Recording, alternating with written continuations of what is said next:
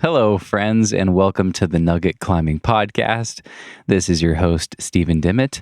We've got a very different episode today. I normally interview world-class climbers, expert coaches, Olympians, people along those lines. And today's guest is not a climber, but I really loved this episode. It was super interesting. You guys are going to hear me get hypnotized and learn a lot more than you ever thought you would about the world of hypnosis and what hypnosis can do for you and your mindset and your well-being and your climbing. My guest today is Dr. David Spiegel. Dr. Spiegel is a psychiatrist from Stanford University and one of the world's leading experts in the field of hypnosis. And I'll share a little bit more from his bio before we dive into today's topic. Dr. Spiegel has more than 40 years of clinical and research experience studying psycho-oncology, stress and health, pain control, sleep, hypnosis, and conducting randomized clinical trials involving psychotherapy for cancer patients. He's published 13 books and more than 400 scientific journal articles on hypnosis, stress physiology, trauma, and psychotherapy. So how did I get connected with this guy? My introduction to Dr. Spiegel and his work was through his new app called Reveri. I started using this recently. It's a self-hypnosis app, and I found it really helpful for reducing stress and making me feel more relaxed and calm. I literally noticed the difference after one 7 or 8 minute long session, and I've been using it ever since. I got really curious to learn more about what was happening, and Dr. Spiegel was gracious enough to come on the show. We did talk about his app and promoted his app. That's part of the reason he was willing to do it, and we have a special link just for you guys who want to check it out. You can get 2 free weeks of Reveri and try it out for yourself if you find this episode interesting using the special link right there in your podcast app if you scroll down. And yeah, you can try out self-hypnosis on your own at home. I highly recommend it. I think it's a really, really cool tool that I plan to experiment with a lot more. There's a lot more I could say, but I think we'll just dive in. This is a great episode. There's a lot of great takeaways, and I hope you enjoy. Without further ado, here is Dr. David Spiegel. Cause no one can do it like we do it, like we do it, like we do it. Cause no one can do it like we do it, like we do it, like we do it. Dr. Spiegel, welcome to the show. Thank you, Stephen. I'm glad to be here. It's great to have you here. I thought we could start with me just letting you introduce yourself to my audience. I don't normally start podcasts that way, but I think in this case, having that context will be really helpful. Tell me a little bit about yourself and the work you currently do at Stanford, and then we can fill in around that. But let's start with that. Sure. I'd be happy to do that. I'm a clinical research psychiatrist. I came out to California in 1974 for a year or two and never left. So I've been on the faculty at Stanford since 75. I do clinical work and research on how to help people manage stress, pain, anxiety. And I've used hypnosis with about 7,000 patients and research subjects in the course of my career. And it all started from, it started in, Stephen. One is that it's a bit of a genetic illness because both of my parents were psychiatrists and psychoanalysts. And they told me I was free to be any kind of psychiatrist I wanted to be. So, but my father, before he left for being a battalion surgeon in World War II in North Africa, got offered some free lessons in hypnosis from a Viennese refugee named Gustav von Aschaffenburg, who was a forensic psychiatrist there. He had a smallpox scar in the middle of his forehead. And he noticed that these prisoners he would interview would suddenly sometimes just sort of nod off, but remain able to talk to him. So he thought, what's going on here? And there's one lesson there, which is hypnosis is a naturally occurring phenomenon. It's not some artifact that is created. It's something that many people can use and do use, but don't even realize it.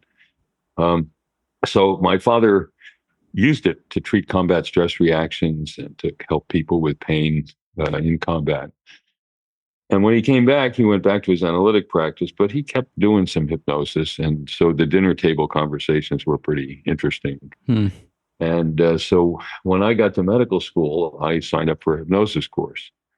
And my first patient was when I was on a pediatric rotation. And the nurse says, Spiegel, your next patient is in room 342. She's in status asthmaticus, so trouble breathing. I could follow the sound of the wheezing down the hall. Mm. I walk in the room. There's this pretty 15-year-old redhead struggling for breath, knuckles white. She'd been unresponsive to epinephrine injected under the skin twice. Her mother's standing there crying, nurses in the room, and I didn't know what to do. But I had just started this hypnosis course. So I said, do you want to learn a breathing exercise? She nods. And I get her hypnotized, and then I think, we haven't gotten to asthma in the course yet. Oh, what do I do? So I came up with a very subtle, very clever suggestion. I said, each breath you take will be a little bit deeper and a little easier. Mm. And within 5 minutes, to my amazement, she is lying back in bed. She's not wheezing anymore. Her mother stopped crying. The nurse ran out of the room. My intern comes running into the room. And I figure he's going to pat me on the back and say, nice job, Spiegel. Instead, he says, the nurse filed a complaint with the nursing supervisor that you violated Massachusetts law by hypnotizing a minor without parental consent. Now, Massachusetts has a lot of weird laws, I can assure you, but that's not one of them. And her mother was standing next to me when I did it. So he said, well, you'll have to stop doing this. And I said, oh, really? Why? He said, well, it's dangerous. And this is one of the myths even about hypnosis. It's either a stage show parlor trick or it's dangerous, or both. And I said, look, you were going to start her, you're going to put her on general anesthesia and give her steroids. And you're telling me that my talking to her is dangerous. I don't think so. So I said, I'll tell you what, take me off the case if you want, but as long as she's my patient, I'm not going to tell her something I know is not true. So he stops off. And they had a council of war with the chief resident, the attending physician, and they came back with a radical proposal. They said, why don't we ask the patient? I don't think that had ever been done before. Now, she'd been hospitalized every month for 3 months. She did have one subsequent hospitalization, but she went on to study to be a respiratory therapist. And I thought that anything that could help a patient that much violate a non-existent Massachusetts law and frustrate the head nurse had to be worth looking into. and that's what I've been doing ever since. And the real thing, Stephen, is that you could see it in front of your eyes. This is not something where you had to even just give a drug and wait for half an hour to see what happened. I could watch her get over the struggle that was making it worse rather than better. The more she fought it, the more she wheezed. And when she got the idea that she could view this as a challenge that she could begin to master, that she could find a way to help her body instead of struggling with her body, she started to get better. And I think that's a key thing that has made using hypnosis so interesting and rewarding to me, is that I can see it happen right in front of me and discuss it with the patient I'm working with. And so the process is an enjoyable process because you can measure how well people are responding right away, and you can see it and they can feel it. And so I've been doing it ever since. Wow. Yeah, that's an incredible story. And I've experienced it. I mean, in my own small way. That's why I'm talking to you today. I tried out your app, and we're going to talk about your app, Reveri, later in the conversation. But, I'm open-minded about that sort of stuff. I do a lot of meditation. I do therapy, and I'm like, okay, I've never tried this. And I really believe in the power of mindfulness practice and meditation and things along those lines. But I'd never tried anything that kind of promised such immediacy. Like, you can feel stressed out, do this session, within 8 minutes, feel better. And I was like, okay, that's worth trying. And my very first session, this was like 2 weeks ago, I tried out the relieve stress and anxiety session on your app and did 8 minutes of self-hypnosis. And it was very intuitive. Like you took me through, your voice on the app. You took me through this process of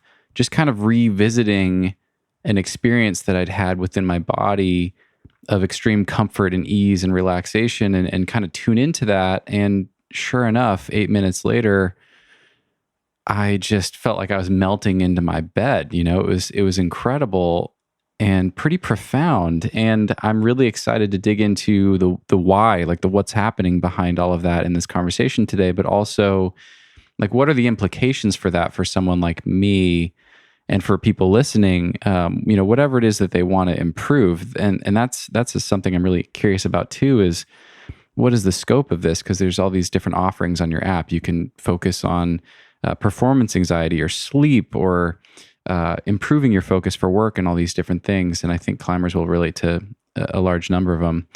So yeah, I've experienced the power of it firsthand, and that's why I'm so excited to talk to you. But I'm curious. So your dad got exposed to this, and you joked that your parents gave you the option of being whatever kind of psychiatrist you wanted to be. Right. But you're an adult. You have autonomy. Why have you chosen to make this your entire career? Was it that very first experience with that client? Why have you stuck with it all these years?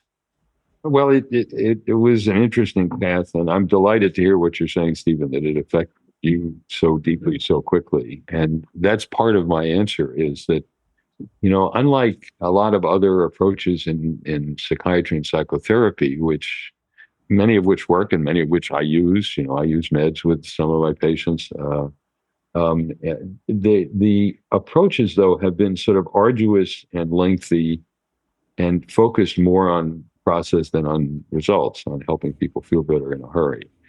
And I've done some of those too, insight-oriented psychotherapy and cognitive behavioral therapy and all that. And what was divergent for me about this was that I could find out whether or not it was going to help people within minutes. And if it did, I kept doing it. And if it didn't, I did something else. That was okay.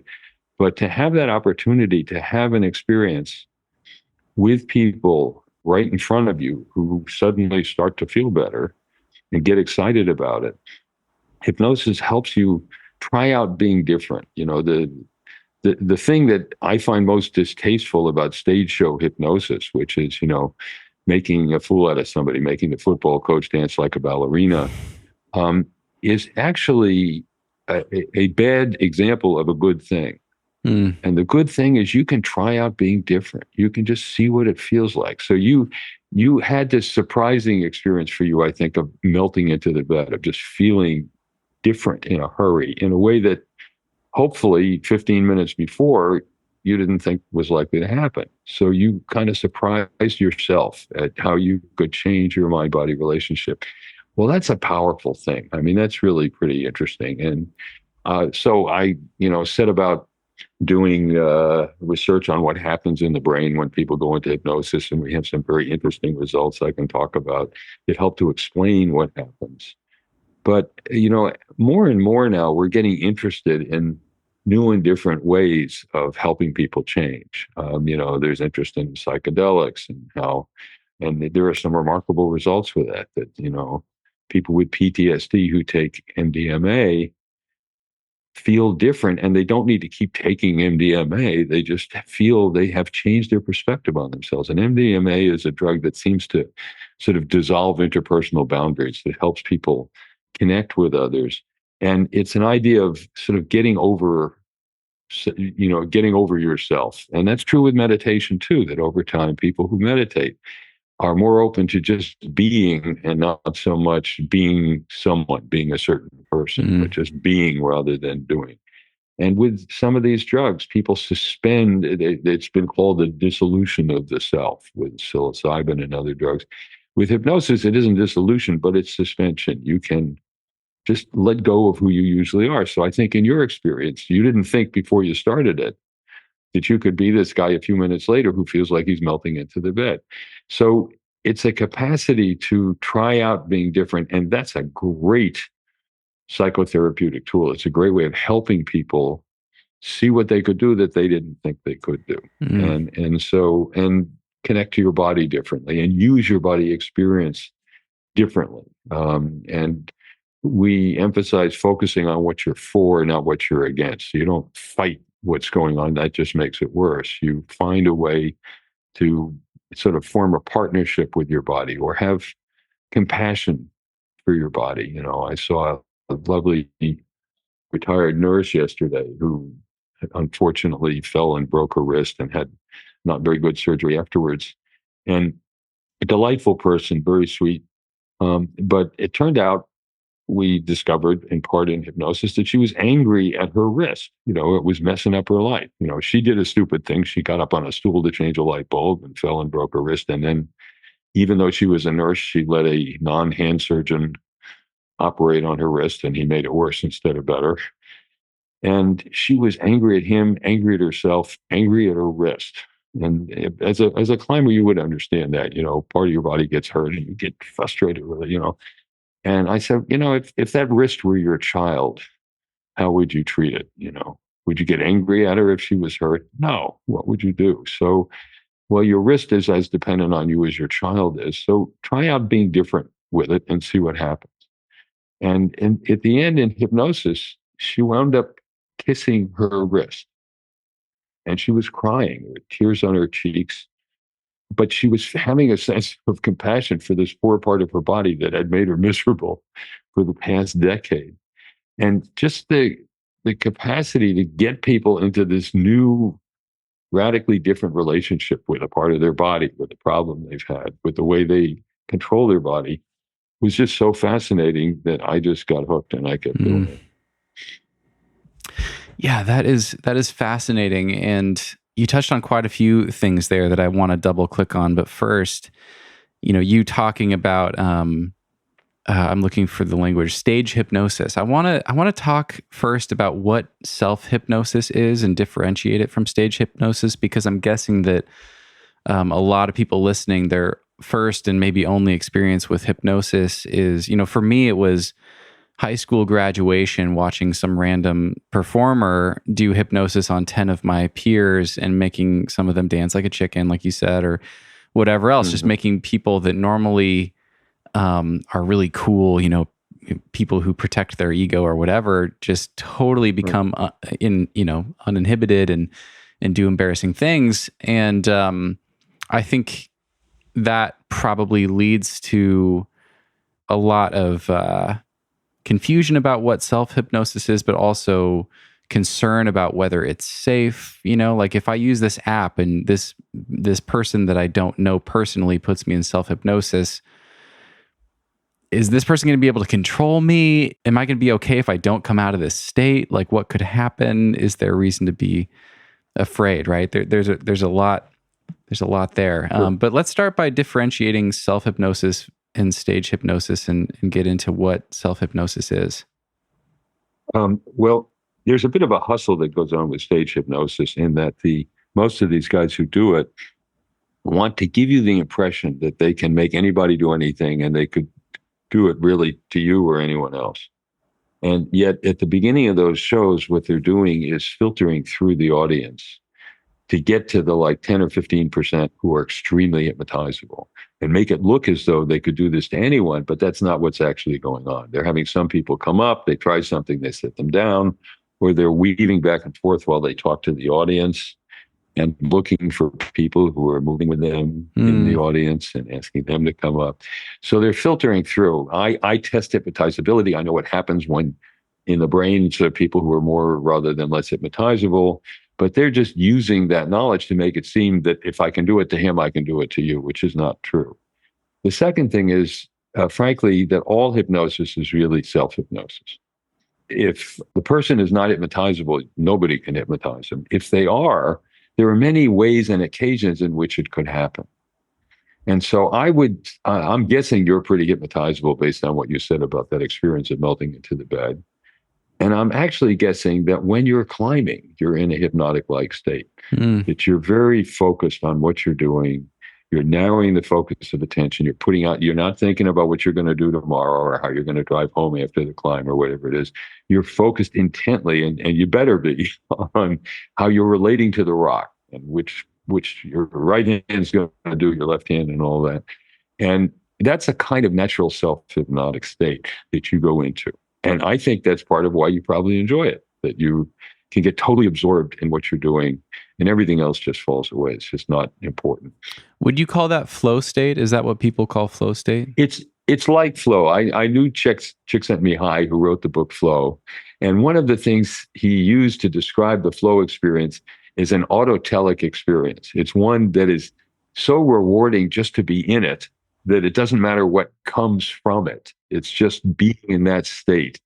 It's one where you're completely absorbed. You're not focusing on anything else or worrying about anything else.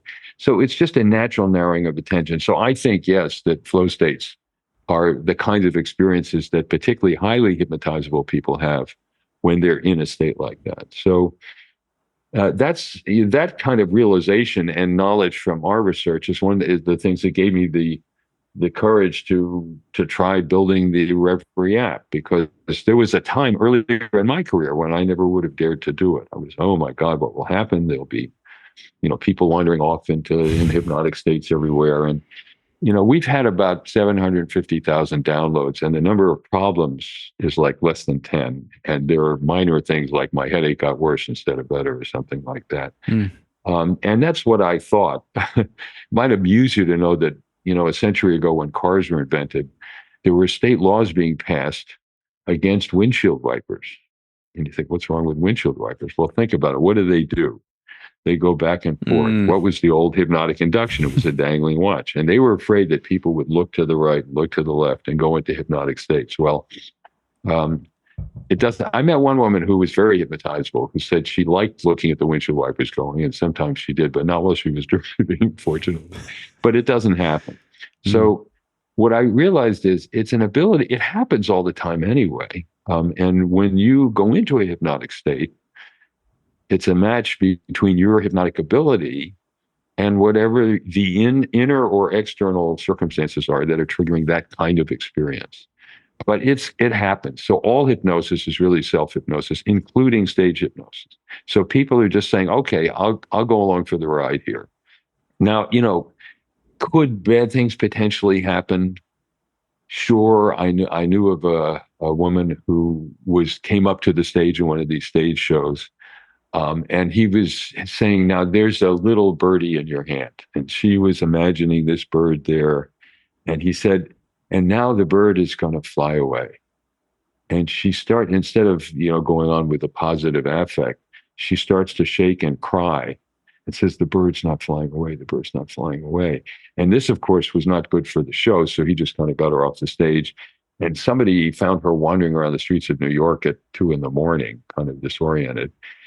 And it turned out she was extremely hypnotizable, that she was the trophy wife of a very wealthy man. And she felt like a bird in a gilded cage and was angry at herself for not being able to get loose from the sky. Wow. So that was worked through and she was okay and nothing happened to her. And sometimes it's an occasion to learn something about what's going on. But the thing about that is, Stephen, we are human beings. We're social creatures. We are susceptible of all kinds of social influence. And if you wonder about people being able to believe crazy things, just look at our current political situation in the United States, and you'll understand that it's not a hypnosis problem. It's a human problem that we, accept other people's orientation to what's going on in the world as if it were our own sometimes. Now you can decide that wasn't a good idea after all, and so on. But so the things that scare people about hypnosis are actually in some ways some of the most interesting things. So if the football coach can dance like a ballerina and make a fool of himself in front of your high school classmates, you can also try out being different in other ways. You can say, I can find a way to immerse myself in being a kind of person I never thought I would be. So like when you were telling me earlier that you transitioned from musician to rock climber, I'm guessing that there was some sort of transition stage where you're thinking, hey, could I really do this? Because I'm sure there was a time in your life when you didn't think you were ever going to be a rock climber. And you have to have a kind of cognitive flexibility to say, let me see what it would be like if I did this. And then you try it and you start getting positive reinforcement and it starts to get exciting and interesting and you pursue it. But if you haven't been able to make that leap where you say, I could probably do this, you would have been much less likely to make the change. And that's where I think there's a tremendous edge in hypnosis. You have very good mind-body control. You can help body melt into the bed the way you did, but you can also be flexible about who you think you are and what you think you can do. And that's a terrific background for making good changes in your life. And it was for my asthmatic patient. For the first time, instead of just sort of, fearing that another attack was going to come and she'd be struggling for her breath, she saw it as an occasion to learn mastery, to learn how to help her body cope with the asthma attack. And she did.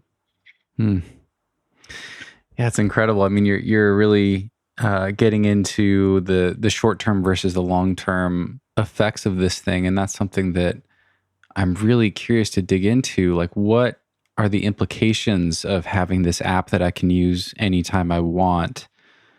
Given that I got great results from an 8-minute session, I don't really know how persistent that first session was. It's hard for me to say how long it took me to kind of come back to the baseline of anxiety or stress that I'd been experiencing before that session. But you've already touched on that, like how quickly this can have results for people.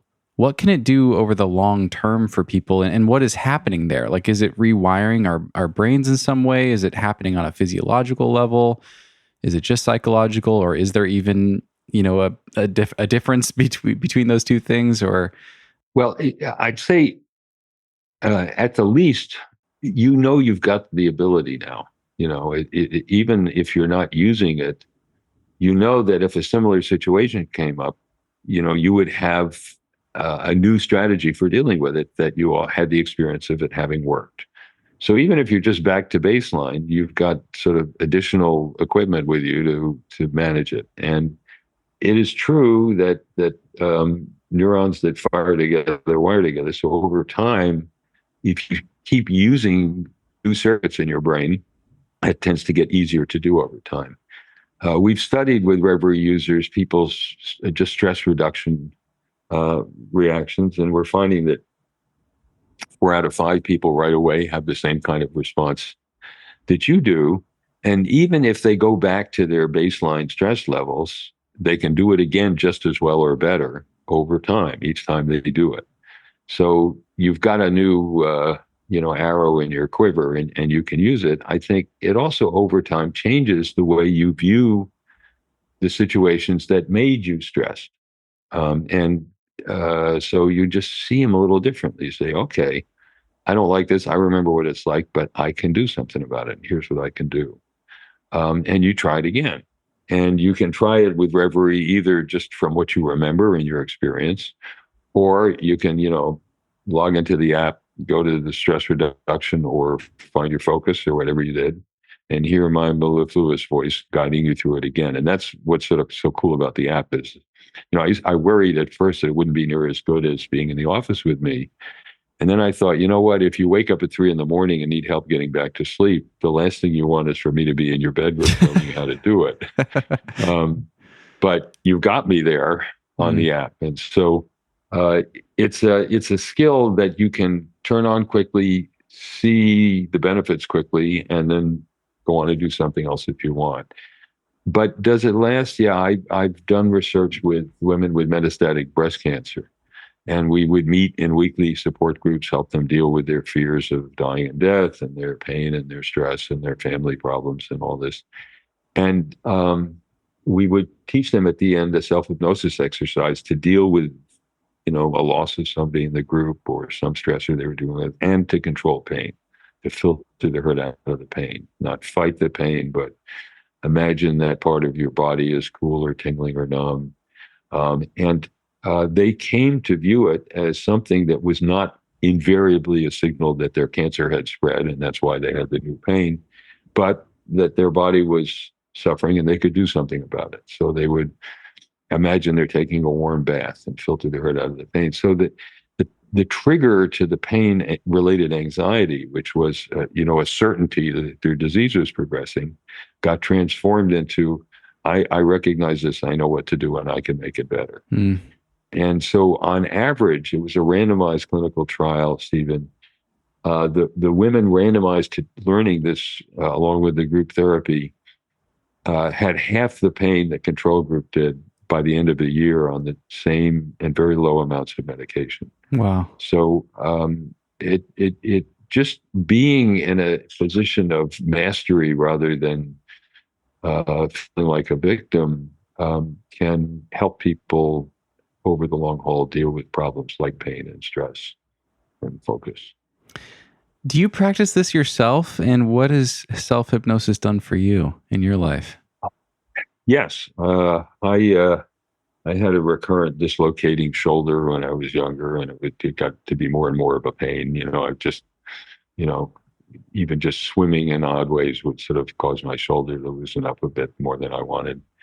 And so I had surgery on it. I had an excellent surgeon, and it was a 3-hour procedure. I decided, give me general anesthesia. But afterwards, they had this pain prescription for me, and I didn't use it. And I was just doing self-hypnosis. I was pleased that my shoulder had been repaired, and the pain wasn't all that bad. And it was a reminder that my capsule had been reconstructed, and it should be okay. And I'm here to say the shoulder works fine. And I went to my medical record at Mass General, and normally they didn't let patients do that. Nowadays they might, but then they wouldn't. And but I worked there, so they'll let me alone. And the surgical resident wrote, patient using very little pain medication, we mustn't have cut many nerves. Mm-hmm. Now, I have an incision from here to here. I can assure you they cut a lot of nerves. So, but they couldn't comprehend that I was just able to manage the pain psychologically. Wow. And so it's, it strengthens you. There's this fear that hypnosis is losing control. It's not, it's gaining control. Mm. You're learning how to better manage your body and deal with problems on your own that you didn't think you could. And if it seems sort of mysterious, there's nothing mysterious or mystical about it. It's, your brain is in, thousands of states doing thousands of things all the time.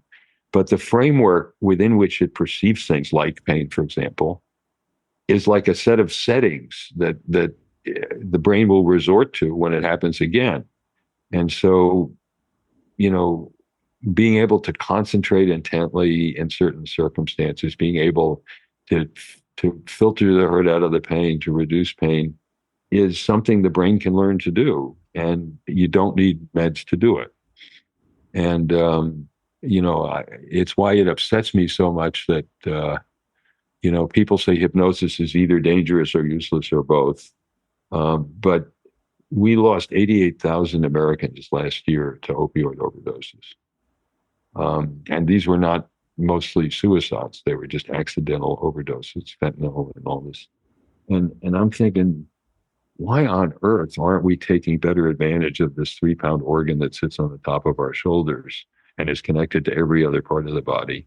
And instead, filling our bodies with this stuff that does reduce pain acutely, but gets you addicted and can kill you, and it's just, there's something wrong with this picture. Yeah. Yeah. I mean, yeah. Can you excuse me 1 second? I need a brief break and I'll be right back. Yeah. Okay. That's totally fine. Thank you.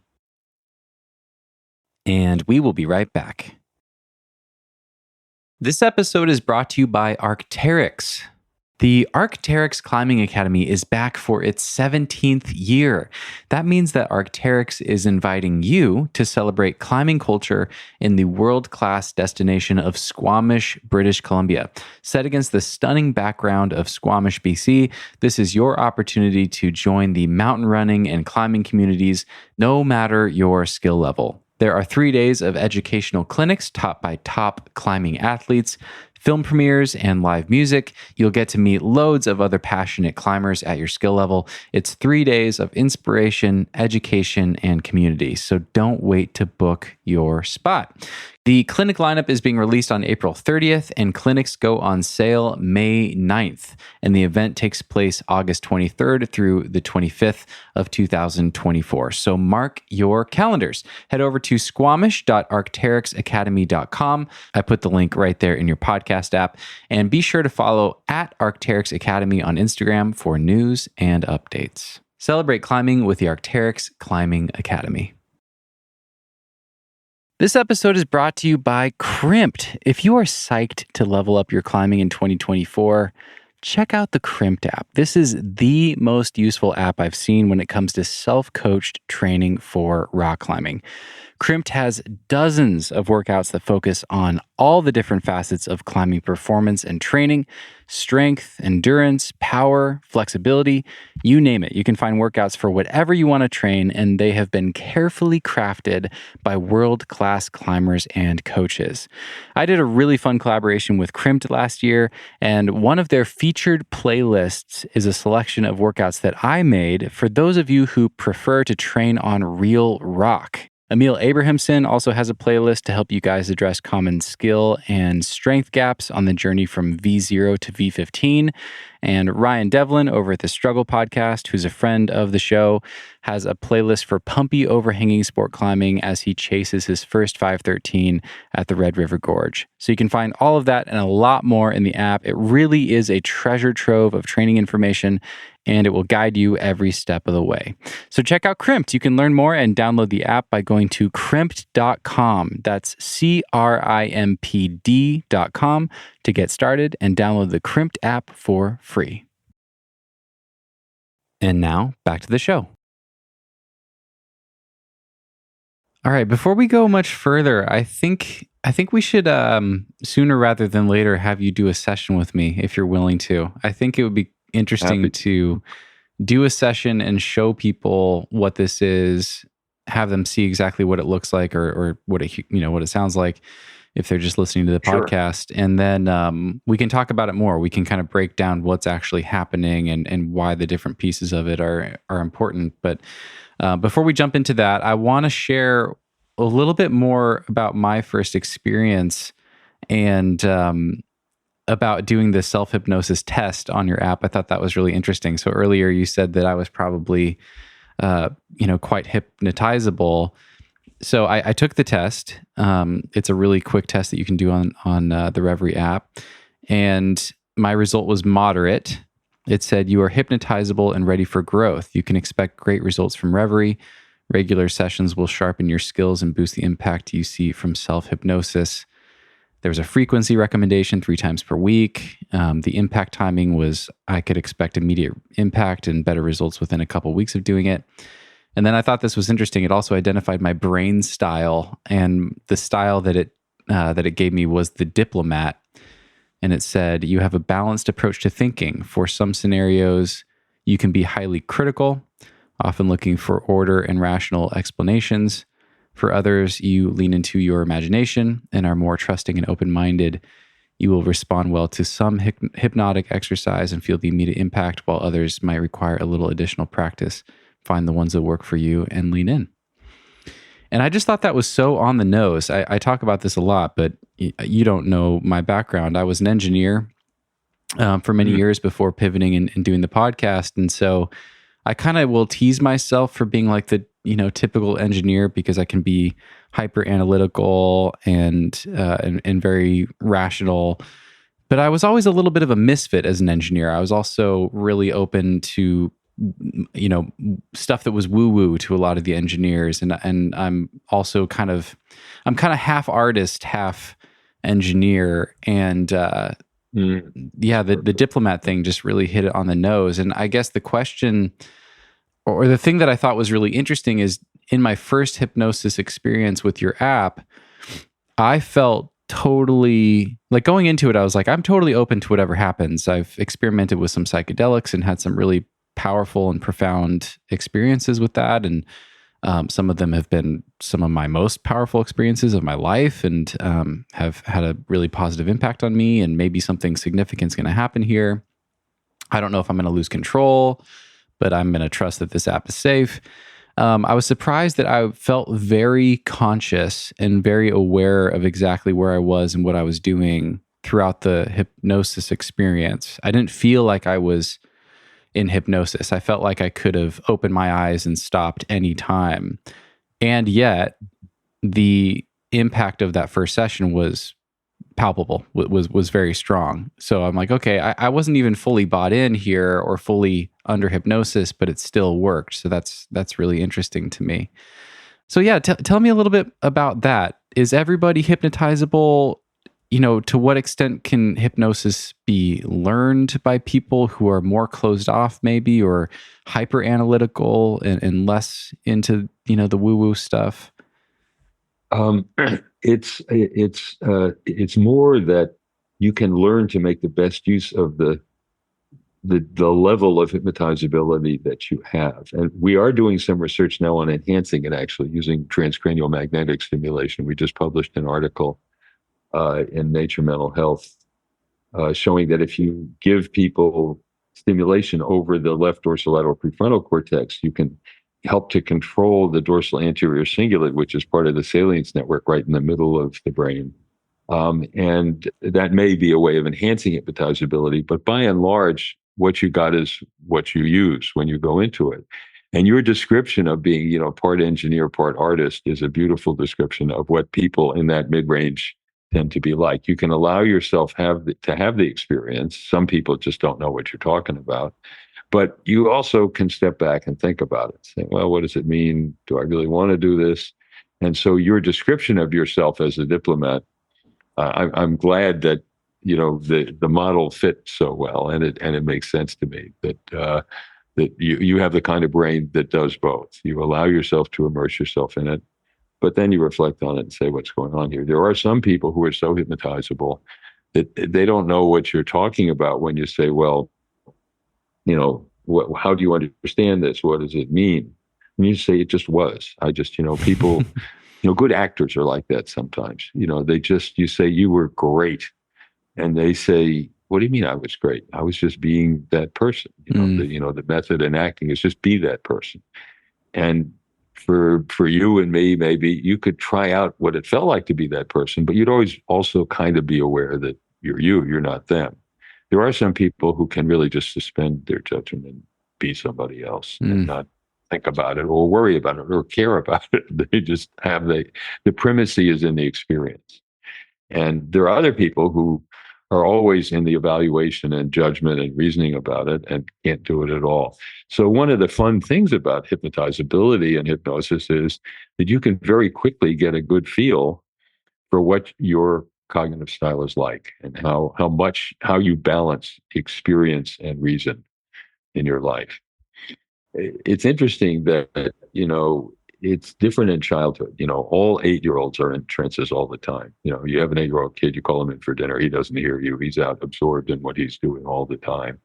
Work and play are all the same thing for kids. It's a shame that we kind of make them into little adults in a way. But by the time you get to be in your early 20s, many of us lose some of that hypnotizability as we develop more what the psychologist Piaget called formal operations, where you start to value reason over pure experience. And for many of us, though, there's a balance between the two. And I think that's the story for you. And I suspect, tell me if this is true, that when you're climbing, you're more in that kind of state where you're just totally engaged in that and how you're relating to your body. Yeah. No, I think that is what, I think that's why I connect so strongly with climbing, is that it is both. I kind of use both sides of myself. Like I can be hyper analytical, basically looking at the rock with a magnifying glass. Like, how exactly do I want to hold this little piece of rock so that it, fits all my fingers in the right way, and I can use the most friction and I can use my strength the best, and where exactly do I want my, my toes and my hips and everything to be in space? Like a lot of that is it's a very cerebral, it's analytical. It's very analytical. There's a lot of problem solving, but then you're switching between that and trying to enter flow and just kind of letting your body go on autopilot and do what it knows how to do. And just, being present for the sensations of the rock under your fingertips and, the breeze and all those things. So it's both in a way that I haven't found in many other activities. Interesting. But I do think I like that it helps me shift, more often than not. A really good climbing performance comes out of shifting away from the analytical into the more artistic or the more flowing. Interesting. That's very interesting. So the analytical is sort of the foundation and your kind of safety belt, your rope. And, but then you're doing it because you can get immersed in the experience even more than just analyzing it.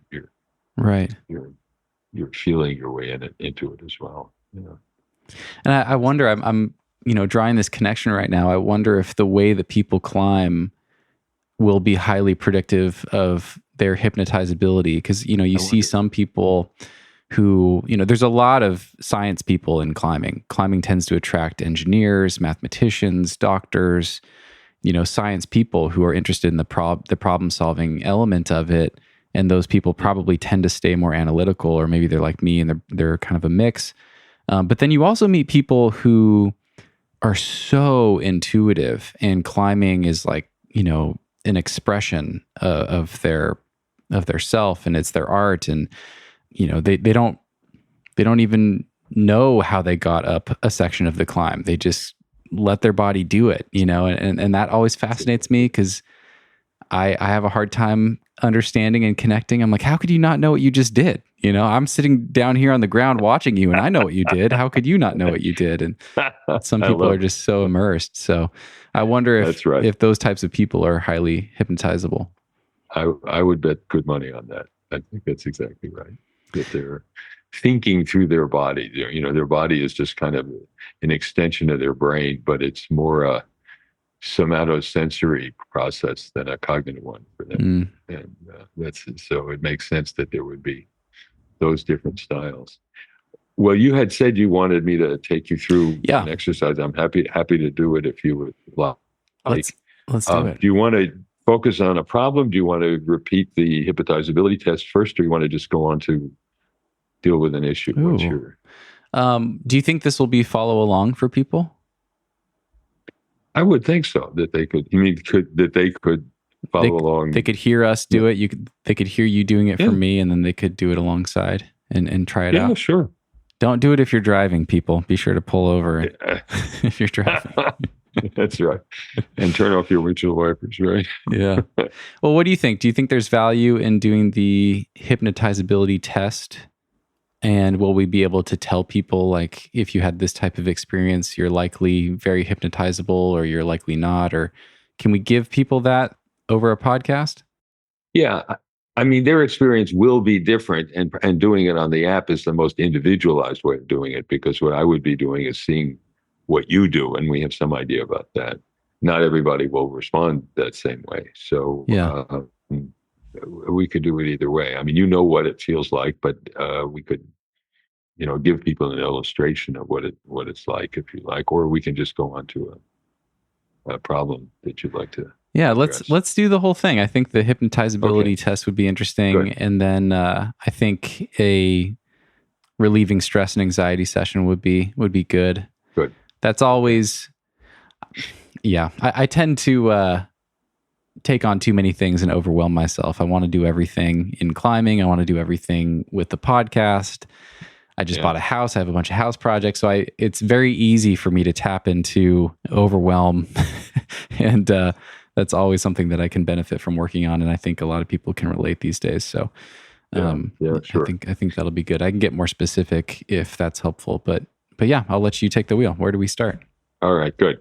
So get as comfortable as you can. Are your arms resting on, do you have an armrest on your chair, or you can rest? Okay. Yeah, I'm sitting at a desk. I've got my arms resting on the desk. Good. Okay. So get as comfortable as you can. And now on one, please do one thing. Look up to the top of your head, all the way past your eyebrows. Keep your chin down, but look up if you can. That's good. Way up. And as you keep looking up, slowly close your eyes. Good. Take a deep breath. Let the breath out. Let your eyes relax, but keep them closed, and let your body float. Imagine your body floating somewhere safe and comfortable, like a bath, a lake, a hot tub, or just floating in space. Each breath deeper and easier. And as you feel your body floating into the chair, I'm going to give you some instructions about your left hand and arm. In a moment, I want you to take your right middle finger and stroke the back of your left middle finger. And go ahead and do that now. And stroke gently along the back of your middle finger, the back of your left hand, along your wrist, all the way to your elbow. And as you do that, you feel a sense of tingling and numbness and lightness. And you'll let your left hand float up in the air like a balloon. Tingling, numbness, lightness, and let it float up in the air like a balloon. Once you've stroked it a couple of times, you can put your right hand back down and let your left hand float up in the air. You may have to help it to get it started, that's all right, but let your left hand float up in the air, good. And let it rest in a comfortable upright position like this. And I'm going to give you this instruction. Your hand will remain light and in this upright position even after I give you the signal for your eyes to open.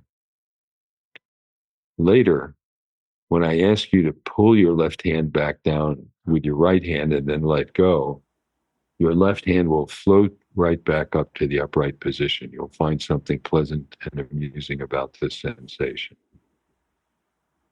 After that, when I ask you to touch your left elbow with your right hand, your usual sensation and control will return. Each time you go into this state of concentration, you'll find it easier and easier to do, and you can use it to help you concentrate on what's important to you. Right now, we'll come out of this state of concentration together by counting backwards from 3 to 1. On 3, you'll get ready. 2, with your eyelids closed, roll up your eyes, and 1, let your eyes open. Ready? 3, 2, 1. Good.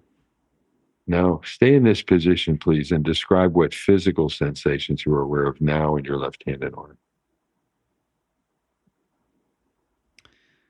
I feel a little tingling around my elbow. I don't know if it feels completely self-suspended, but it does feel light and buoyant. Okay. Is it comfortable? Yeah. Does your left hand feel as if it's not as much a part of your body as your right hand? Yeah. It does. All right. Now, could you please take your right hand, pull your left hand back down to the desk, and then let go?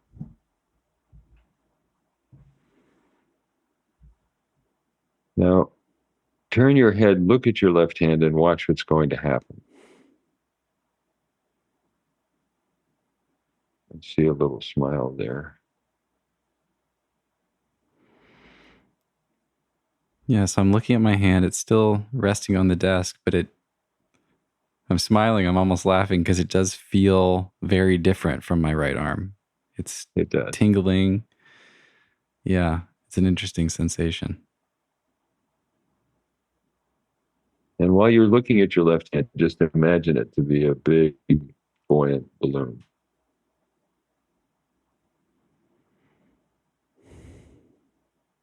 No, I can't see it. Can you describe what's happening? I'm trying to really imagine that, like really connect with that. Good. It's not moving. It's still on the table. While you imagine it to be a balloon, permit it to act out as if it were a balloon. Be big about it. Good. Okay, so your left hand is up now. By way of comparison, please raise your right hand. Put your right arm down. Are you aware of a relative difference in sensation in your left hand going up compared to your right? Yeah. Yeah, my right, I put my right arm up on my elbow just with my forearm pointed straight up, and it felt like I had to hold it there. Whereas my left feels like it's just kind of doing its own thing. So are you aware of a relative difference in your sense of control over one hand going up compared to the other? I don't know if there's quite a difference in control. I feel like I could still do whatever I wanted to with my left. If I chose to put it down, I could put it down. Yes. You could, but is there any more or less relative difference? Yeah, there's a difference. Over which hand do you have more control right now? My right. Yeah. Okay, good.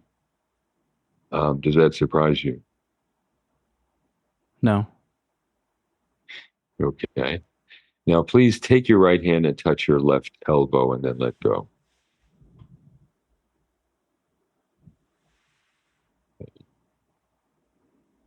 Whoa. What just happened? It just felt like my arm got heavier.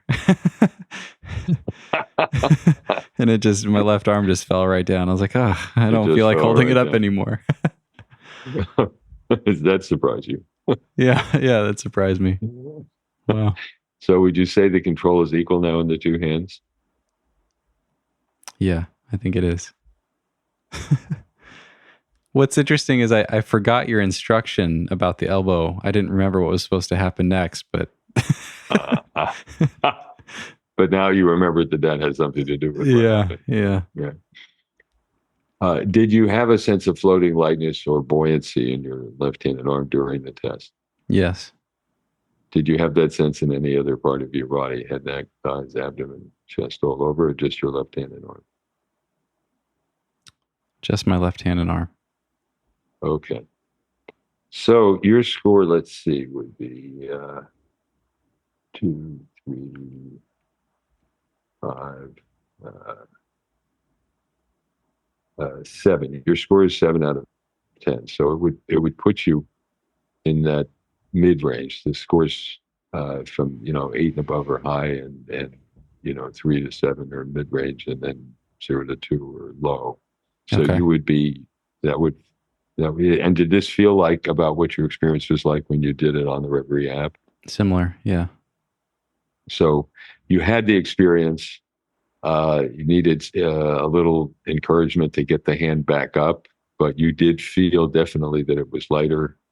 You felt less control over the left-handed arm than the right, and you felt you got it back right away when you had the signal, and you didn't consciously remember what the signal was until afterward, right? Mm-hmm. And that's the cool thing. Your body knew what to do.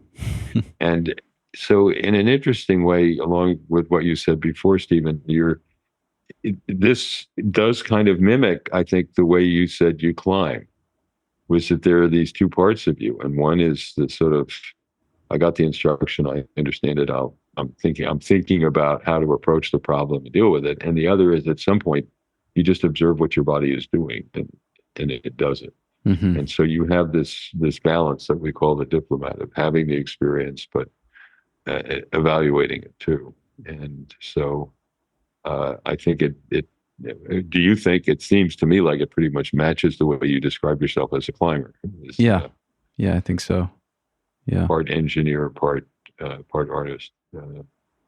Yeah, and it's interesting. I wonder if you've seen this in your practice or with your clients. I feel like I've moved on that spectrum a little bit in the last 5 or so years. I feel like I've become a little bit more in tune with my flowy kind of vibey, learning how to listen and first notice and then listen to and trust my intuition, things along those lines. I feel like that's I've been strengthening those muscles, and I'm a little bit more disconnected from the the hyper analytical side. Do you see that? Do you see people shift? Well, I think I think the way I put it is this way: you may be acting a little more hypnotizable, and you may be, but you're also more seamlessly incorporating the hypnotizability you have into these things you do that require some of both. It's a little bit like learning to ride a bicycle. At first, it's mostly cognitive and anxiety based. And after a while, once you get moving, you don't even think about it. And so I do think that there's some of that going on, but also I think you're mobilizing the hypnotically responsive side of your brain more, and letting yourself use it. You're less worried about it. You're trusting it more, and it's serving you well, and it can serve you better, to have a sort of body intuitive sense of what to do. So you're letting your body help you in making moves that previously you probably would have had to think through very carefully before you did them. And I think that's what's letting you get into more of a flow state when you climb now, because you're trusting your fingers and your muscles to do what they need to do more. And so that makes sense. But I think the hypnotic experience can help you do that faster and better, because you're focusing intently and learning to trust your body. That is, if you're too anxious about, the thing about having to think through every step is that there's a certain amount of anxiety associated with that. I don't trust that, my fingers will do what I want them to do. And that's important. And the anxiety, sometimes it's a good idea. There are situations where you ought to be worried. But sometimes it interferes, because you have one of the things that we know about anxiety is, and why the stress app helps, is that it's like a snowball rolling downhill. You get anxious, your muscles tense up, you start to sweat. You're less fluid in your movements because you're tense. And then you notice that happening and you think, oh my God, this must be a bad situation. And so you get more anxious, and then your body reacts to that, and you perceive the tension in your body. And so it's a process of immobilizing and inhibiting your natural ability to get your body to do what you want it to do. And so the nice thing about hypnosis is, and we start with hypnosis not from the mind down, but from the body up. We say, if you're tense about something, let's get your body comfortable first, and then we can think it through better. So the first step is to interrupt that cycle of physical and mental tension that just tends to build on itself. And I think that's where you're finding that you're climbing better and more enjoyably when you get rid of that extraneous tension that doesn't have to do with getting your body ready to do what it needs to do. It has to do with your reaction to anxiety about what you're doing. And that's noise. That's not signal. You don't want that. It's interesting. I used to spend so much time and mental energy rehearsing movements, rehearsing climbs. I'd be laying in bed like, I really want to climb that boulder tomorrow, and I'm going to think through all the moves 5 times and try to imagine, visualization, but also just obsession. And over the years, I've found that I've kind of just gotten tired. I'm like, okay, I've got so many other things to think about. I've got the podcast business and all the things that come with that. So I spend less time doing that these days. But I've noticed it hasn't really made a negative difference. If anything, I'm learning to trust that, like, my body knows what to do. I don't need to think through it 5 times before bed. I've done the moves. I know how to do the moves. I'm just going to show up and tune in and be present once I get there and once I'm actually touching the rock. But I don't need to spend all this energy thinking about it all the time. That's been really freeing, actually. That's very interesting. And it makes a lot of sense to me. That I think, part of it, Stephen, is novelty. That is, when we're learning something new, we need to devote more brain resources to it than once it's a skill and a habit and you just know what to do. Like riding a bicycle, you don't think about it. You can just do it. And actually the memories sort of move to different parts of the brain. So, you can take people who are developing dementia, who can't remember what they had for breakfast and can't learn much new, but you take them back to the town they grew up in and they can find their way around the town because they have this mental map of what the town is like. And it's there in a different part of the brain, not in the hippocampus down low, but up in the parietal cortex where you map spatial relationships. And so part of it is you move some of that to a part of your brain that doesn't need as much conscious thought and attention. But And there is, there was a story, the Sochi Olympics, one of that bastard Putin, among the least bad things he's ever done. He insisted that they have the Olympics where there was virtually no snow at Sochi. And so the Olympic teams could only do one practice run before they competed. And that's hard. I mean, it's, high speed, high stress. And so Bode Miller and his teammates would go up to the top of the run, look up, close their eyes, and imagine every move they had to make all the way down the hill. And the U.S. team did very well in the Olympics there. And there's also reports of, gymnasts who, dislocate a shoulder or something and who have to take a month or two off to heal. And the ones who would actually go to the gym and do mental rehearsals of their routines wound up recovering and getting back up to speed much quicker. So there is a value in doing that. But I think as you got more experience, different parts of your brain had some of that information and you just didn't need it as much. You could do it on the fly rather than prepare for it. There are times when preparing for it is good. And another thing that is actually very helpful, a golden period after you've done a new climb, for example, is take a few minutes and do a mental rehearsal in hypnosis of what you did and what worked and what didn't work. So it's a time when it's really fresh, you know what it feels like.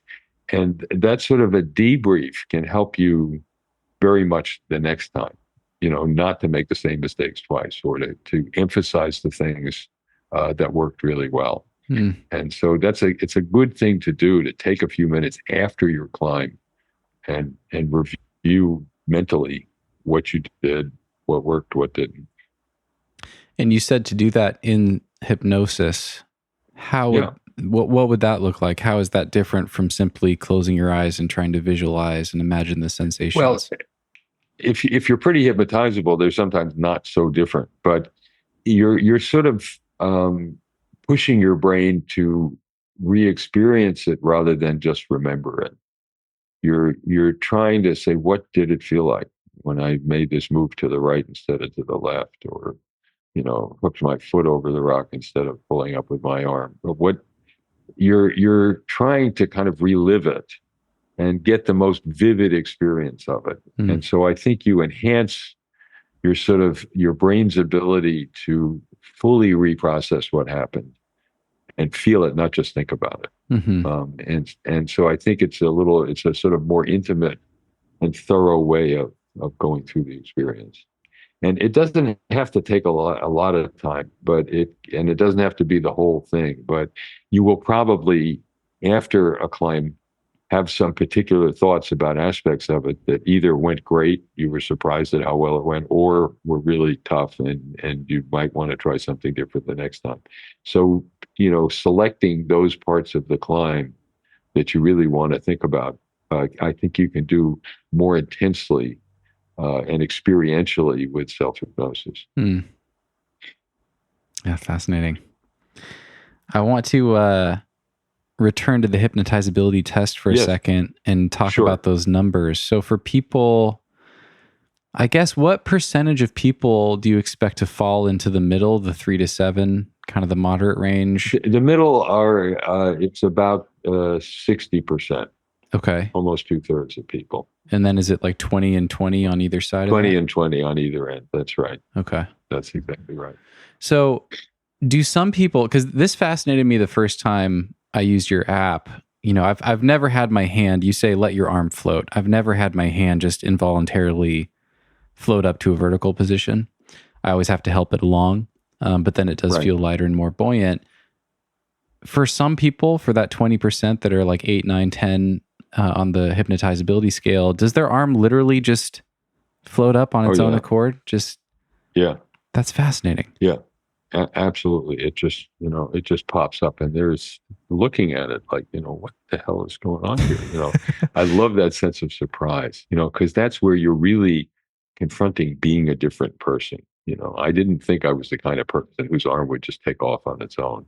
I tell my arm what to do, and they really feel my arm has a mind of its own, and it's just doing what it wants to do. And that's a fun part of hypnosis, is when you have that sense of surprise about what can happen. So you had it happen. It felt different. It felt lighter. You did feel a difference in control, but it wasn't total. My arm just took over kind of thing. And that's fine. So I gather the experience you had with me just a few minutes ago is pretty consistent with what you felt from the Reveri app when you did the test. Definitely. Yeah. So what the circumstances are very different. Now we're interacting. I'm doing this with you. I've done it with a lot of people compared to using this interactive app. And we're on a podcast and it was just you and the app. And yet you had a remarkably similar experience. And that is because hypnotizability is a very stable trait. And we know what's happening in the brain is this functional connectivity between the prefrontal cortex, the executive control network, and the dorsal anterior cingulate, the part of the brain that it is part of our alarm system. It's called the part of the salience network. So if you hear a loud noise and you suddenly think, what's that? That's your dorsal ACC firing off, saying there's something going on that could be threatening. You better do something about it. And in hypnosis, you just turn down activity in that area. So it's like you're turning off the alarm system to your house. You can go in and out without bells and whistles going off. And so it's a way of freeing yourself to intensify your focus because you're not going to be so worried about what else is going on around you. And that's a big part of what happens in hypnosis. And we will be right back. This episode is brought to you by Kaya. I started using the Kaya app last year, and as a climber, this is one of the most useful apps I have on my phone. Kaya gives you digital guidebooks for more than 50 top bouldering destinations in North America, and more are being added to the app all the time. And these guidebooks are legit. The folks at Kaya actually partner with the local guidebook authors. They get exact GPS locations of the boulders, detailed climbing area info and navigation, comprehensive topos, and thousands of beta videos, all downloadable for offline use. So you're not just supporting Kaya if you get the app, you're also supporting local guidebook authors, which I think is super cool. I've been using this thing a ton since I've been back home in Leavenworth. This is a true story. When I got back, I couldn't find my guidebook anywhere. It wasn't in the van. It wasn't in my house. I looked all over for it. And then I realized I don't need it because I've got Kaya. I can simply look up a climb I want to go do. I can download beta videos for it if I want to. And the GPS coordinates take me right to the boulder, even if I don't have cell service, which is awesome. It's also been super fun to follow some of my friends and see what they're up to. You can see their latest sends and the videos that they're sharing right there in the app. I've been logging my sends and sharing some of my videos if you want to see what I've been up to. A lot of the pros are on there now, so you can follow them. It's super, super fun. Check out kayaclimb.com or download the Kaya app from the App Store to get started. And if you're already using the app, you can use my special link right there in the episode notes or use code NUGGET at checkout for 20% off your first year of Kaya Pro. This episode is brought to you by PhysiVantage. I have a new favorite snack that I've been having before I climb that I want to tell you guys about. Here's what I do. I take half a cup of frozen organic mixed berries. I add half a cup of frozen organic banana. Then I add 2 scoops of vanilla supercharged collagen from PhysiVantage. I add some organic orange juice and some water. I blend that up in my Magic Bullet. It's super quick. It's delicious. It's a vanilla collagen fruit smoothie. I'm getting some collagen and some high quality carbohydrates and nutrients before my workout. I drink this about an hour before I climb and I feel awesome. I've been climbing really well recently, and I think this is part of the reason why. Collagen has tons of research behind it, and it has loads of benefits for climbers. I take supercharged collagen before any kind of climbing or finger training. It supports my connective tissue, and I really think it helps me get the most out of my training. If you would like to feel the PhysiVantage and try my delicious collagen smoothie, head over to PhysiVantage.com and use code NUGGET15 at checkout to save 15% off your next order. That's PhysiVantage.com and use code NUGGET15 at checkout to save 15% off your next order. And now, back to the show. So what about on the other end of the spectrum for the people, hopefully some percentage of my listeners followed along with us and tried that test on their own at home. For the people that, had no experience whatsoever, like I don't know what they're talking about. My arm feels totally normal. I'm holding it up here. It feels like, why am I doing this? Still feels the same. What's going on there? Is hypnosis just not for those people? Do you have any recommendations for those people? Sure. They're not going to get the extra kick from hypnosis, but part of what we do in these exercises, and you had mentioned wanting to do the stress and focus exercise, we can do that, is that the strategy mobilizes hypnotic response, but it can give some benefit independent of that, because what we try to do is focus on what you're for, not what you're against. There's an old Buddhist saying that when you meet an obstacle on the road, it can become a signpost, that you can find a way to approach a difficult problem from a point of view that helps you build competence in dealing with it, even if you don't get a sort of a free boost from hypnosis. You can just approach it differently. And so using it as an occasion to focus on what you're for can help people, even if they're not hypnotizable. Mm. That's interesting. Yeah, it seems like there's overlap with just like any kind of mindfulness practice. Yes, or in a sense. Maybe meditation, or It is, and certainly, there's an emphasis in meditation to just have open presence, to not struggle with things, not fight with them. It's the same kind of idea, but just let whatever thoughts and feelings you have just kind of flow through you, and kind of get over yourself. Get over your reaction or worry or whatever, and just let it be. Don't struggle with it.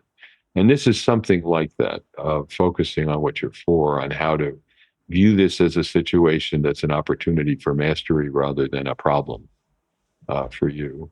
But hypnosis is more focused on doing something right now that can help you with the problem right now. Whereas meditation, it's more, meditation is more like taking vitamins every day, and hypnosis is more like taking an anti-inflammatory. If you got a problem, take this for a while and see if it helps you. And so it's more focused as a tool. I'm not, I built Reveri not to have a whole bunch of people walking around in hypnotic states all the time, but rather for them to have an additional tool, a way to use their brain that can help them master situations they didn't think they could. So it's more a problem-solving tool used for a purpose rather than a state to just be in. It's more acute. Right. Exactly. In its application. Okay. Yeah. All right. Well, should we do a full session? Is there a particular stressor or thing you want to deal with? What's your I think, situation? I can get as specific as you want here, whatever is most helpful for you and for everyone else listening, and I guess for me. But the first thing that comes to mind is just a general sense of overwhelm. And in this moment, I actually feel pretty calm and relaxed about everything. But that's just a tendency. So I think, sharpening that tool, so to speak, is really valuable for me. I tend to want to do everything in climbing. I want to do way more than I have the bandwidth or the time or the capacity to do.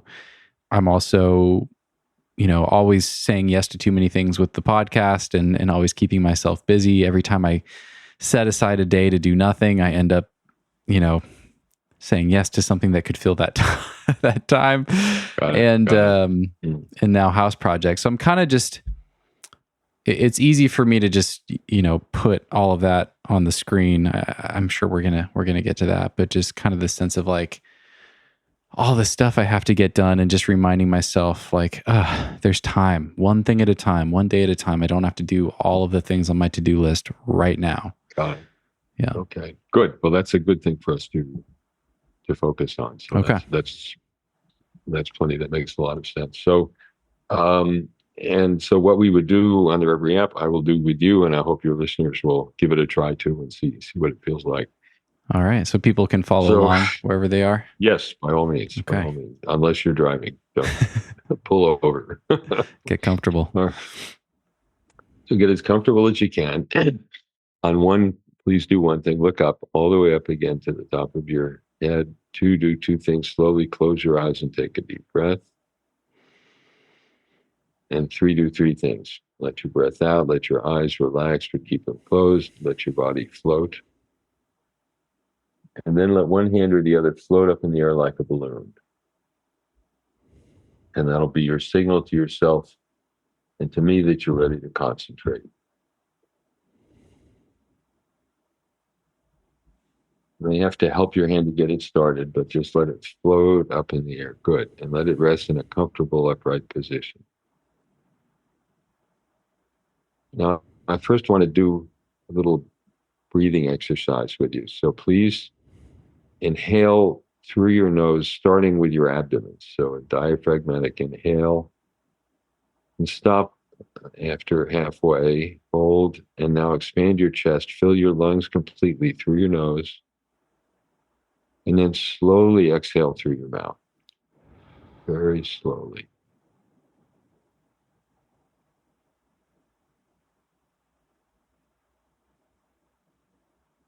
Again, inhale through your nose, starting with your belly. Hold. Now expand your chest, fill your lungs completely. Slowly exhale through your mouth. Very slow.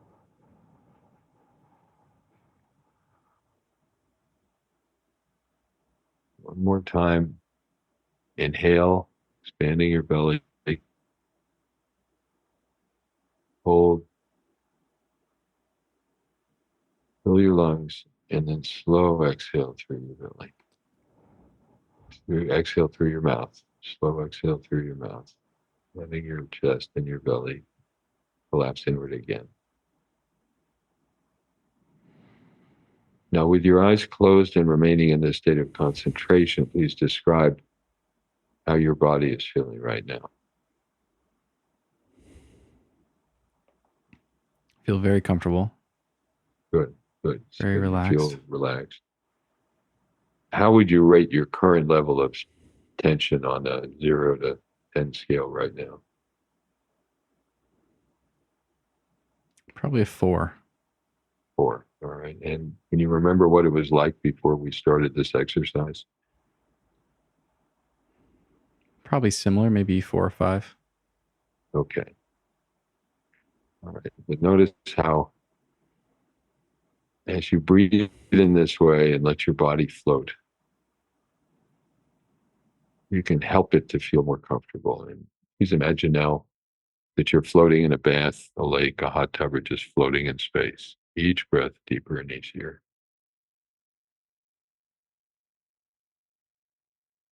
Where do you imagine your body being right now? In a sensory deprivation tank. Oh, cool. Feeling nice and light and buoyant. And is the temperature, body temperature, a little bit warmer, a little bit cooler? What is it like? It's a pleasant, cool, comfortable but cool. All right. Good. So just imagine you're floating in sensory deprivation tank, pleasantly cool, body buoyant. Again, inhale through your nose and fill your lungs and slowly exhale through your mouth.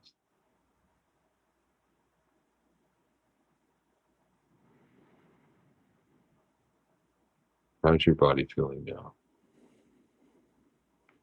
Very relaxed. Good. I see you smiling. How would you rate that level of tension on the 0 to 10 scale? I think it's down to a 1 or 2. Terrific. So notice feel how like quickly laughing. and easy. You feel like laughing? Yeah. You're surprised? Mm-hmm. Good. So notice how sensitive your body is to how you feel, what your brain is doing, and how you can quickly and easily make it feel so much more comfortable that you find it amusing and pleasant. So you've got a big smile on your face and you're laughing about it. That's great. So you have available to you this resource to help your body feel better.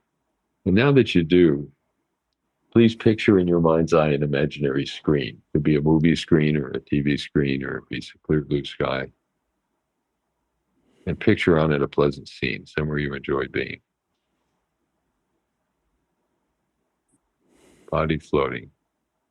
Can you tell me what you see on the screen? Yeah, there's a camping spot in the Utah hills.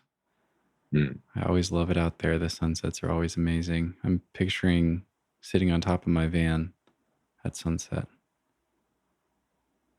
Great. So notice how your store of memories provides you with a library of resources for feeling good. That those experiences are still there to help and entertain you and help you and your body feel better. So that's a resource for you to use, even if you just want a couple of minutes of rest and relaxation. You can have a sampling of that experience of watching the sunset from the roof of your van there. Now, please maintain this sense of comfort and pleasure in your body. Divide the screen in half. And on the left side of the screen, picture some part of the assortment of things that seem to press upon you and that you think about having to do all at once. But with the rule that no matter what you see on the screen, you keep your body floating safe and comfortable.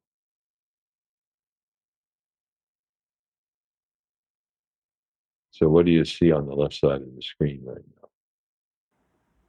It's just kind of a collection of to-do list items. Needing to rent my house, needing to get permits for my property, needing to clean my garage, upcoming interviews. How is your body feeling as you picture those things? Still very relaxed. Good. They seem less important than usual. That's perfect. So that makes it easier for you to kind of sort them out and prioritize them. So whatever visual image you have for having first tier, second tier, third tier, fourth tier priorities, try and sort them out on the screen.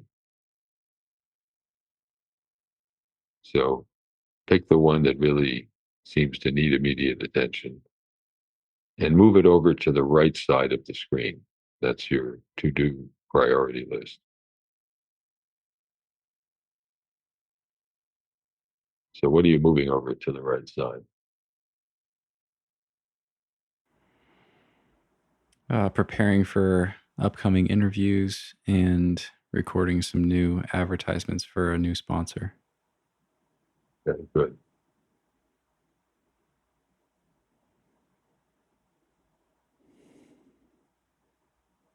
So you're making a tentative decision that that's the thing you're going to pay your first attention to. Is there a second rank thing that you want to prioritize after that? Yeah, I think scheduling a contractor to come out to my house to start talking about the permitting process for short-term rental and what would be involved with that. That's been a to-do list item on my list for a while, and all of a sudden it just seems like just one step at a time. That's the first step. Good. I like the way you say that. So move that to a lower, you might have a series of shelves on the right side. And the program stuff is up on the top. And put this underneath it so that it's there and you can see it, but it's a lower priority after you get the other one done. How's your body feeling? Really good. Relaxed. Good. Good. So do you want to pick a third? Yeah. cleaning out my garage, getting rid of stuff, taking things to the dump. Okay. Everybody's least favorite priority. Good. All right. So put that down underneath the other two.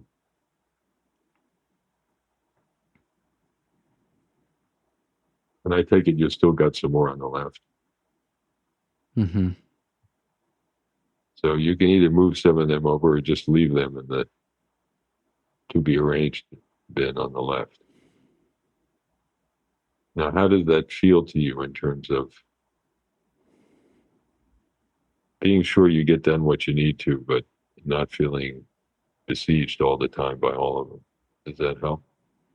Yeah, it feels like what was just a big pile of stuff that I didn't want to look too closely at because I was just overwhelmed by the pile. Now it's like, oh, there's really just a few things that I'm anticipating or worried about that are coming up that feel timely.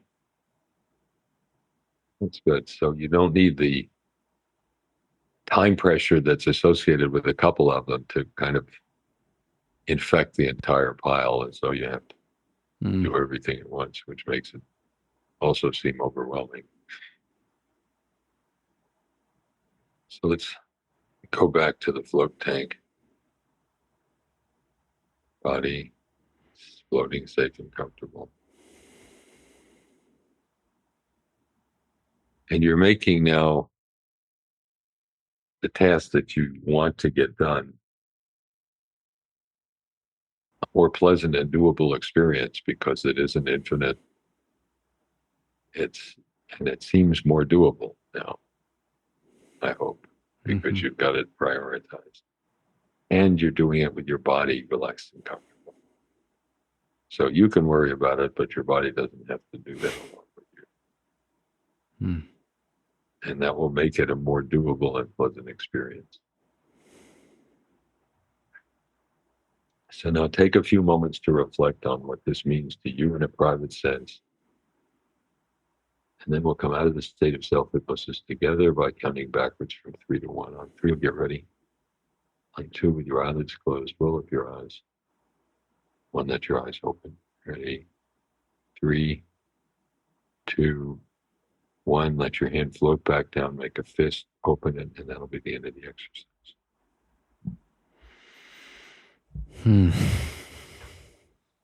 You're smiling. That's a good sign. Yeah, I feel very relaxed. That's great. Wow. Now, is it a little surprising to you that you've just spent the last 10 or 15 minutes thinking about stuff you got to get done, but you wind up feeling very relaxed? Yeah, and I had this same experience the first time using the app where, you asked me to rank my level of stress, and I think it went from a 4 to a 2. This time was interesting. I think when I was organizing things on the shelf, it maybe came back up to a 3, but then as soon as we went back to the tank, it dropped back down and I felt my breathing change. I just immediately I'm back in the tank, just floating here. But both times, the first time using the app and then again today, I guess every time I've done it, I've felt relaxed during the session. And then as soon as we end and I open my eyes, it's almost like a wave, like a wash of oh, wow, I am really relaxed. It almost sinks in a little bit more deeply when I kind of come back out of the state or of the practice. That's great. Is that typical? It is. Because the interesting thing, Stephen, is that it is it is an alteration in mental state, in state of consciousness. And so you do start to feel the difference when you're in it and when you're coming out of it again. And that has a number of advantages. One is, I'm really doing something here. I'm actually changing my mind-body relationship in relation to these stressors I have. And it also sort of has a beginning, a middle, and an end. So, it's a little like a climb. You prepare for it, you're in it, you're doing it, and then it's over. And then you're doing that mentally. You're saying, okay, I'm going to go to a different place. I'm going to experience this differently. I'm going to help my body feel different. And then when it's done, you come out and you can start to feel that. You can feel the difference, as you go back. So that is typical of people who go into a state of hypnosis, that you can really alter the way you process information and the way you feel and the way your body feels. Yeah. There's a couple elements of the practice that that I'm just curious about. I'm curious, like, what's behind these different elements. The counting backwards from 3, the eyes rolling up, the kind of ritual of it. How important is that? And where does that come from? And what happens? I don't know. Let's say I'm halfway through a session and my phone runs out of power and I don't hear you through to the end. What happens if I don't reverse the ritual, make a fist at the end and come out of the hypnotic state? How does that work? There's probably a couple of thousand people around the country sitting there waiting for this. Waiting for someone to come charge their phones. Right. No, it's, you're in control of it. And, the very worst thing that would ever happen is somebody'd fall asleep and they'd wake up and they'd be sort of back to normal. But most people can count themselves out. They counted themselves in. They can, and it's meant to be quick and simple. So it's not a big Byzantine pathway you have to follow. You can sort of, the 1, 2, 3. We use the what we call the eye roll because it's quick and simple, and it's an unusual thing because what do we do normally when we close our eyes? We go to sleep. But the idea here is not to go to sleep, but it is to disconnect from your usual scanning awareness. And as humans, we're fairly pathetic physical creatures. Our major perceptual defense is visual. Other animals see and smell and hear a whole lot better than we do. The whole back of our brain is devoted to visual processing, and it's meant to be a safety protection. It's why humans, tend to gravitate toward, like being, having an overview of a valley or an ocean or at the edge of savannah, at the edge of the woods, because we feel safest when we can scan our visual environment and have some warning if there's a threat coming. As we evolve, that's what we do. And so allowing yourself to close your eyes implies a certain amount of vulnerability, that you're, assuming that the world is going to leave you alone, but you want to remain alert. And the looking up part is sort of a signal that it's not just like going to sleep, that you're turning inward. There's an old Zen practice called looking at the third eye, which is looking up with your eyes closed. So the idea is that you're turning inward. You're going to be less worried about your environment and focus on what you can do inside, what you can do with your brain and your body. And that's why we do it. And then counting backwards. And we measure, when I look at you, I can see, we measure how well you can keep your eyes up while you close them. It's hard to do, but you get 3 out of 4 on that. So your eyes remain pretty much rolled up as you close them. And there's a rough correlation with hypnotizability. So your eye roll is consistent with what the formal measurement is. It was 7 out of 10. Your eye roll is 3 out of 4. It's about the same. And so it's a good guess. In general, people who are extremely hypnotizable can do that. And less hypnotizable people tend to bring their eyes down while they close them. They don't want to let go of that environmental scan. So there's nothing sacred about it, but it's quick, it's easy, and it does disconnect us from the old myth that you had to take 15 or 20 minutes to get into a hypnotic state, counting downstairs and upstairs and all that. You don't need that at all. If you're hypnotizable, you'll get to your level of hypnotizability within seconds. It's not a big gradual transition. So it's a way of teaching people that, and that they can control it themselves. You can go in, you can go out and do it whenever you want. But it's enough of a difference, as you experience, that you do want to have a structure around it and to take the best advantage of it. To see what it feels like and do what you can do when you're doing it.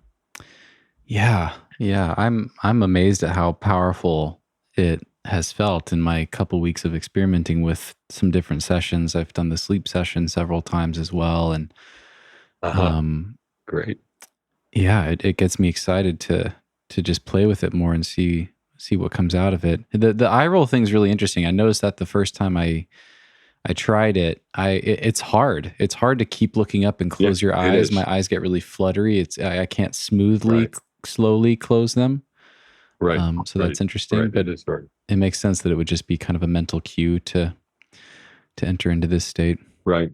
And it's a signal to yourself. You're really concentrating. You have to focus on this. You have to do it. It's not like going to sleep. It's focusing your attention. It takes some effort. So I hope your listeners will take advantage of Reveri and give it a try. Your experience of it is terrific, and you articulate it so clearly so that people can get the idea of how helpful it can be. And that's why we did it. This is, for me, this is a kind of legacy project, Stephen. I love my work. I'm going to keep doing it as long as I can, but at some point I won't be able to. And I just wanted to share it. And I want, it's sort of, do you remember Rodney Dangerfield? He was this comedian who said, "I don't get no respect." They asked me to leave a bar so they could start happy hour.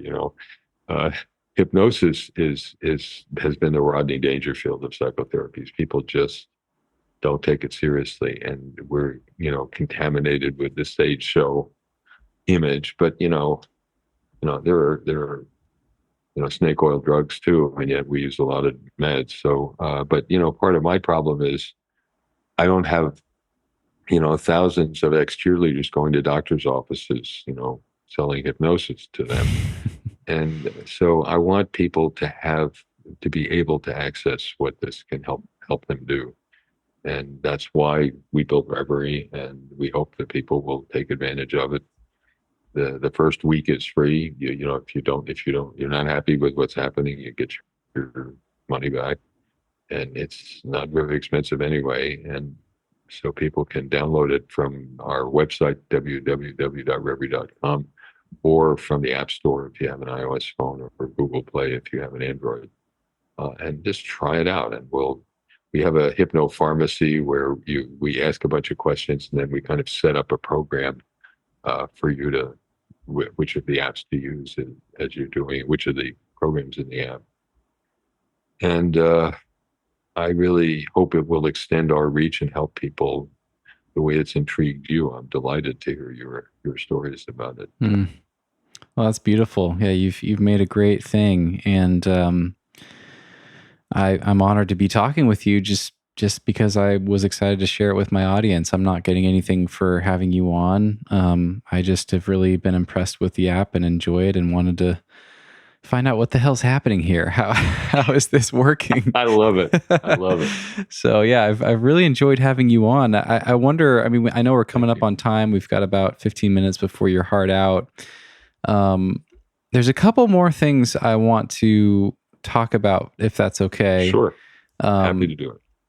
Yeah, so one of them is breathing exercises. I noticed that you included that in the app, and I was curious, why you chose these 3 breathing exercises and when people would use them. And then I think it'd be interesting to wrap up with, maybe a little bit of advice from you for me about how I should use the app. There's all these different tools, reducing stress, improving sleep, improving focus, reducing performance anxiety. I'm more or less interested in all of it, and I think a lot of people listening will relate to multiple pieces of it. What does it look like? I almost want you to make me a little program. Like, what would it look like to hit on different things? Should I focus exclusively on reducing stress for X number of weeks and then shift, or can these things coexist? I think that'd be interesting too. That's interesting. We're still working on how to help people build programs, but I would say it seems to me the stress was a natural one because you thought of a stressor that is causing you some pain, and you wanted to find a way to deal with it better. I would think also that the Find Your Focus app could be helpful in enhancing your enjoyment of your climbing, for example, because the big thing there is to sort of develop, as you have already, your sort of communion with your body, and focus on the process more than the outcome. That very often in many kinds of performance sports and things like that, you're sort of worried about, will I accomplish this task? Will I beat the other guy? Will I out wrestle him or outswim him or something else? And that actually distracts you from what is A, more enjoyable about what you're doing, and B, the best way to do it. There's an old Zen parable about that the Zen archer does not focus on the target. He focuses on his relationship with the bow and arrow. And at first that seems a little silly, but actually it's true that the only way you're going to get to the target is by having a good relationship with the bow and arrow.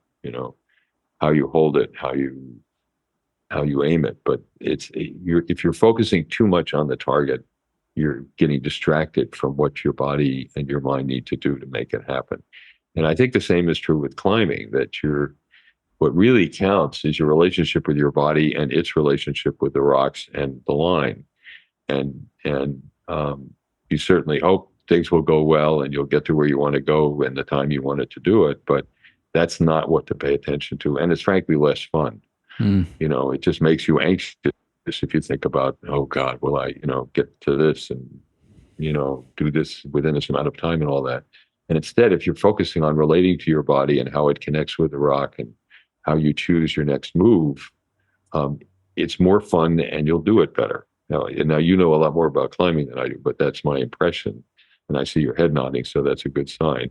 So I think the Focus app could be very helpful, and you could use it, and your listeners could use the Reveri Focus app to focus on how they would work their way through the next climb, or how they did work their way through the last one, and what they were feeling with their body, and how they would choose an arm rather than a leg, and it just the experiential enhancing your connection with your body part is more fun, and it's also more effective in making you better at what you want to be doing. So I think the Focus one would be great. Sleep, you will climb better the next day if you've had a good night's sleep. And so the thing about the sleep app is to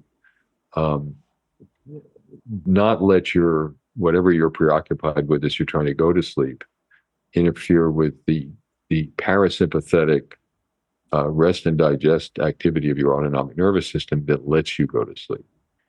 The last thing you want is the sympathetic fight or flight arousal thing. So you want to focus on getting your body comfortable the way you were in that float tank. That would be a good image to have. And let your thoughts just project onto an imaginary screen like you were watching a movie. But it's not you. Disconnect it from you and just say, okay, there are those images. That's fine. But I'm going to focus on getting my body comfortable. Now, there we have two exercises in particular, breathing exercises. And I got into that because Victor Koo, who has formed the Tianmen Foundation, had some very wonderful experiences with a breathwork teacher, and he wanted us to study it. So he made a generous donation to us to do that. And two of the exercises that we were able to show in an article in Science Reports a year ago resulted in improvements in mood over a period of a month and reduction in average respiration. So not just during the exercise, but we had a whoop strap on recording their respirations, and the average daily number of breaths was reduced. And in general, in our culture, we breathe too fast and too shallowly. You should breathe about 6 times a minute. We tend to breathe 11 or 12 times. So it's less relaxing, in particular because exhalation, you think when you're stressed, take a deep breath. That's actually not what helps you. It doesn't help you. Exhale slowly does. But like I was teaching you, we call it cyclic sighing. So you want your exhales to be about twice as long as your inhales. Because when you're exhaling, you do it by increasing pressure in the chest. That increases the return of blood just a little bit to the heart. And the heart says, okay, I've got plenty of blood. I can slow down my heart rate. So it triggers parasympathetic sort of heartbreak activity. And that is relaxing. It's deeply relaxing. It allows you to sleep. And I think you could feel very quickly after a few of those that your body felt more relaxed. Is that right? Mm-hmm. So it can happen very quickly. So it kind of supplements the hypnotic, imagine you're floating experience by triggering more parasympathetic activity. And so it's a good supplement to the hypnosis, or you can just do it on its own without doing the formal hypnosis if you want a quick taste of immediate psychophysiological relaxation. The other one is box breathing, and that's a different kind of breathing exercise where you first, there's a little test to determine your CO2 tolerance, how long you can exhale and keep from taking another inhalation. It's a measure of how well you can tolerate breathing more slowly. And so you pick a time, and it could be, say, 4 seconds or 6 seconds. And it's called box breathing because what you do is inhale for 6 seconds, hold for 6 seconds, exhale for 6 seconds, and hold again. And that's been called tactical breathing. And it's a way that's more a sort of morning arousal kind of breathing, where if you want to get yourself moving, that's what you do. And Navy SEALs do it before they go out on a mission. They just breathe in that way, and it kind of gets you going. So the brain can regulate its own level of arousal by regulating breathing. And so it's a way of kind of using breathing, which is, interesting because it's the one physiological function that is right at the edge of conscious control. There are other things like the way our GI system works that is pretty much unconscious, although in hypnosis you can actually control it more. But breathing is right at the edge. If you don't think about it, the centers, the Botzinger complex and the medulla oblongata will take care of it for you, hopefully.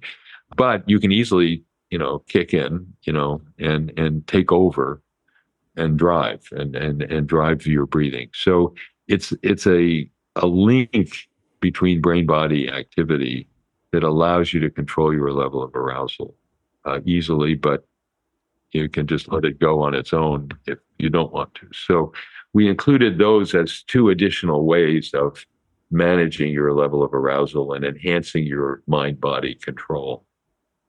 I love it. Yeah, it's great. I actually, right before we jumped on this call and started recording the podcast, I tried one of the breathing sessions for the first time, and it's the 3rd session. It's called Breathe Better.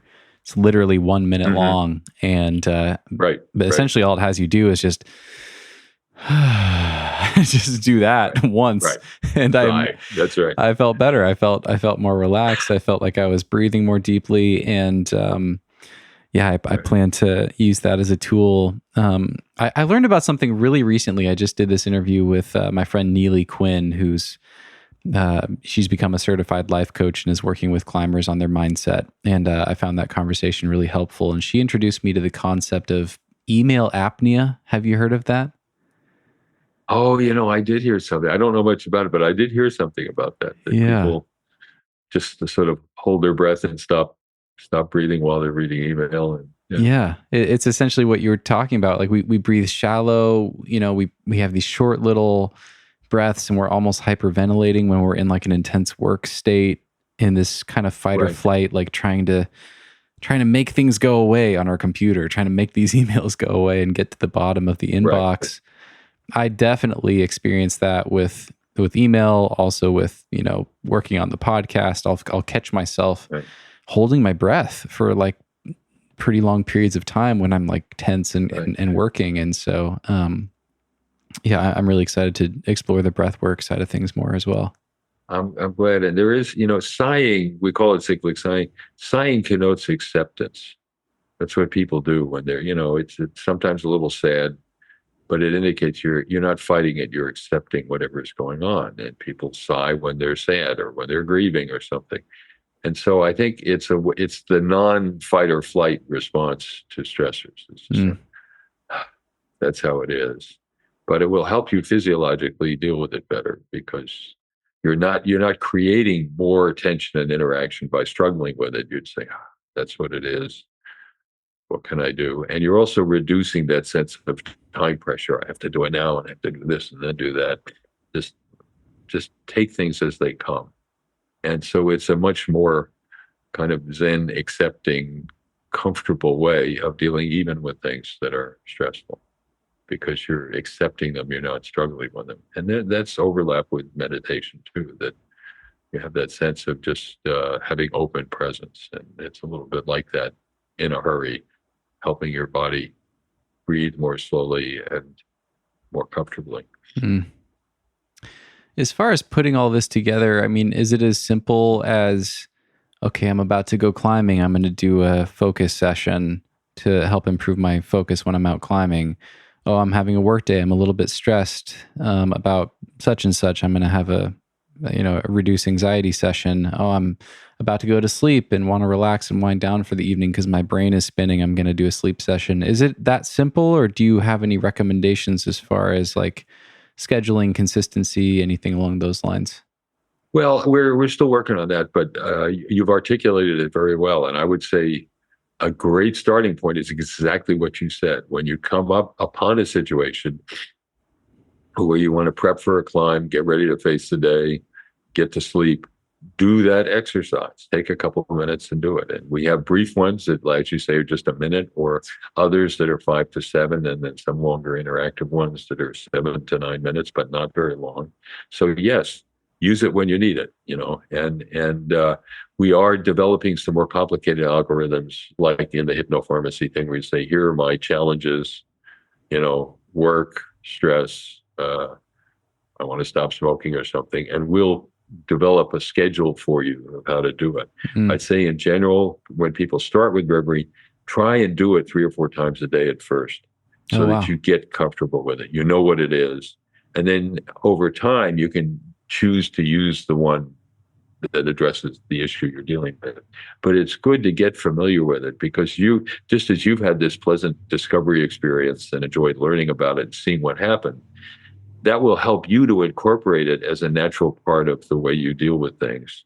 After you've done it, on a more scheduled basis, you'll learn to go into these states when you need them. But starting out, making it a discipline is a good idea, because you learn it, you know it, you develop your faith in it and know that it will help you when you need it. So that's a good way to start. Well, amazing. I really enjoyed this conversation. Thank you so much for doing this. I'm honored to have you on. I really love what you've created. For everyone listening, the app is Reveri, Reveri. You can find it on the App Store. I'll link to it in the show notes at thenuggetclimbing.com. Great. You can visit the website. Dr. David Spiegel, Great. Thank you for doing this. Is there anything else you want people to know about Thank you. or to think about before I let you go? Well, I would just say, focus on what you're for, and develop the kind of partnership with your body that you guys do when you're climbing. You're a team, your brain and your body, and you're working together. And hypnosis is meant to help you do that even more effectively. And Reveri can show you how to do it. So, and I really admire the fact that you've dived in and had the experience, so you can tell people what it feels like from your point of view. And I'm delighted that you're enjoying it, and I hope many of your listeners will too. Been a pleasure talking with you. Yeah. I just I enjoy sharing helpful things, whether it's a piece of wisdom or insight from a guest or an amazing tool that they've created. I just like to pass that stuff on whenever I can and dig more deeply into it. So yeah, Great. Thanks for what you've created, and thanks again for your time today. You're welcome. Thank you. Thanks so much for having me. All right. Take care. Bye, everybody.